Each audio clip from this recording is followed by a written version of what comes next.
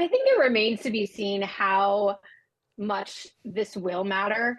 Voters knew that Donald Trump paid off a porn star, and there's another woman, Karen McDougal. She was a Playboy.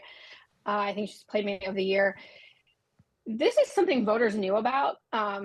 Donald Trump has had numerous affairs in his life, and he still won a good chunk of the evangelical vote in the country, the religious vote in 2016, and then in 2020 after these allegations came out in 2018.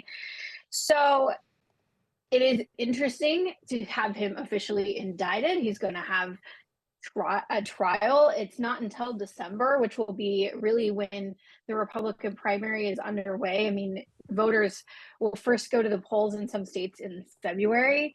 So it will be center stage, right, as people go to the polls. But I don't know if this is going to show them anything new. And so it may be a shrug for a Republican voter. They know Donald Trump has had affairs. They know that he's done this, but I think that anytime someone's on trial and their history is dragged out, it certainly has provided some fodder for Ron DeSantis, who probably wouldn't mention it in a press conference and things like that. But Ron DeSantis is kind of first shot across the bow was, well, I don't know what it takes to pay off a porn star. I never have. So he's certainly listed it out. I think that people are hoping. I think the potential Donald Trump rivals are probably hoping this maybe brings him down. But Donald Trump has issued numerous fundraising emails about it. He's talked about how he's a victim, how this is unfair. And several Republicans do agree, even Republicans who aren't expected to endorse Donald Trump have said that they think that this is an overreach. This is something that federal prosecutors declined to investigate and would normally be a misdemeanor, but has been elevated to a felony. Yeah. So, Natalie, interestingly, I've spoken to some of the Republicans overseas based in the UK who have this sort of theory, which is a bit convoluted, but it's the reason the Democrats are pursuing this so aggressively against Donald Trump is because he'll be able to use it to play to his advantage to end up as a Republican candidate, but Democrats think he'll be easier to beat than Ron DeSantis. Is there any logic to that, albeit a bit convoluted? There is a theory there. I think that a lot of Democrats feel like Joe Biden beat Donald Trump and could again. However, Joe Biden has now had several years in the White House and Donald Trump's had a break, right? So Joe Biden has a track record. He's going to be running against better or worse. His approval numbers aren't always great, and they aren't great with Republicans, especially. So, which in 2020, Biden really tried to reach across the aisle and grab independent and kind of cautious, nervous Republicans. So I feel like it's a real risk to want to try to play up who your opponent's going to be if this is a man who's won the election before. This is not, it would not be shocking if it's Joe Biden and Donald Trump for it to go a different way.